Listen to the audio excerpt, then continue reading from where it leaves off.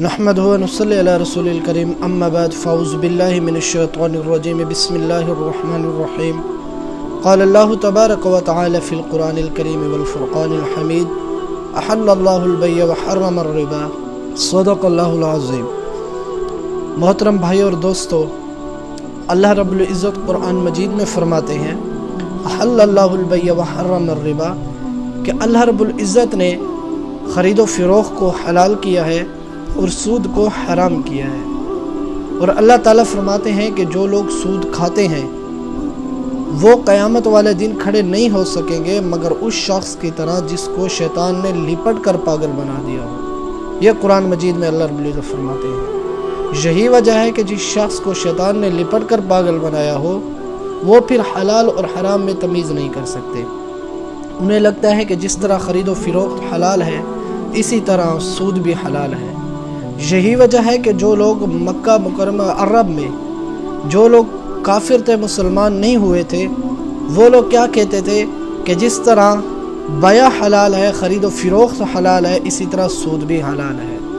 अल्लाह रब्बुल इज़्ज़त ने उनकी बात का रद्द करते हुए फरमाया कि अहल्लल्लाहुल बैअ व हर्रमर रिबा, ऐसी बात नहीं है कि जिस तरह ख़रीदो फ़रोख्त हलाल है और सूद हलाल है, नहीं, ऐसी बात नहीं है, बल्कि अल्लाह रब्बुल इज़्ज़त ने ख़रीदो फ़रोख्त को हलाल किया है और जो रिबा यानी सूद है उसको हराम किया है। समझने की बात यह है कि सूद की दो किस्में हैं। एक कहते हैं रिबन नसिया और दूसरा है रिबल फ़ज़ल। सूद को अरबी में रिबा कहते हैं। सूद की दो किस्में हुई, रिबन नसिया और रिबल फ़ज़ल। रिबन नसिया तो ये है कि अगर किसी शख्स ने किसी दूसरे शख्स को मुद्दत मुतअय्यन तक 1000 रुपया दिया, मसलन 1000 रुपया किसी शख्स ने किसी को 1 महीने की मुद्दत तक दिया और उसे कहा कि अगर तूने ये 1000 रुपया मुद्दत के पूरा होने वक्त अदा ना किया तो मैं आपसे 200 रुपया ऊपर या 300 ऊपर उसके जुर्माना के तौर पर लूँगा, तो ये जो 200 या 300 है इसे रिबन नसिया कहते हैं। और रिबल फ़ज़ल ये है कि जिन्स को जिन्स के बदले में बेचने से जो ज़्यादती हासिल होती है उसे रिबल फ़ज़ल कहते हैं।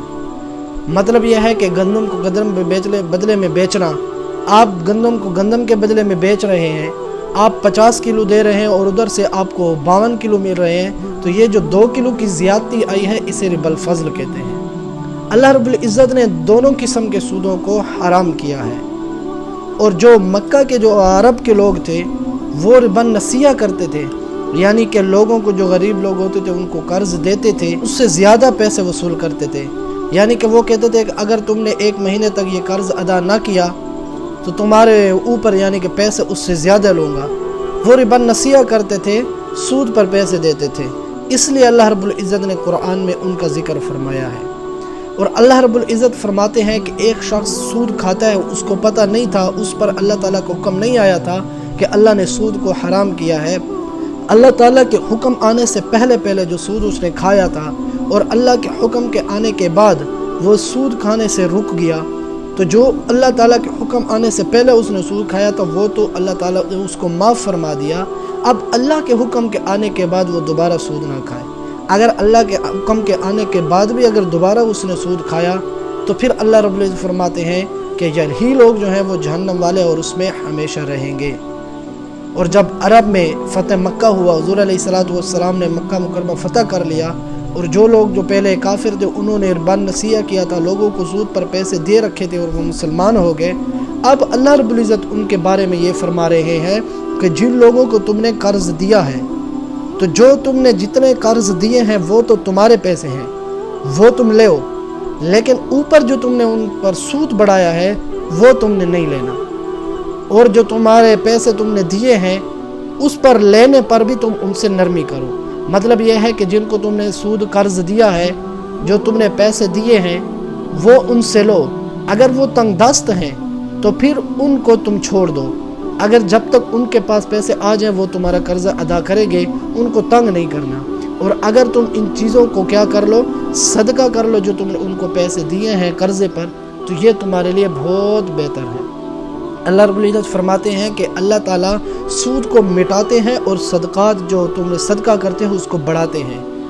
ظاہری طور پر جو شخص سود کھاتا ہے اس کو تو لگتا ہے کہ میرا مال جو ہے نا وہ بڑھ رہا ہے، لیکن حقیقت میں وہ بڑھتا نہیں ہے، بلکہ جو سود کھانے والا ہوتا ہے اللہ رب العزت اس پر یا اس کی نسل میں سے کوئی ایسی وبا، کوئی ایسی مصیبت ڈال دیتے ہیں کہ جس کی وجہ سے وہ جتنا بھی اس نے سود کھایا ہوتا ہے وہ سارا کا سارا نکل جاتا ہے۔ اور اللہ رب العزت فرماتے ہیں کہ تم جو صدقہ کرتے ہو اللہ تعالیٰ اس کو بڑھاتے رہتے ہیں۔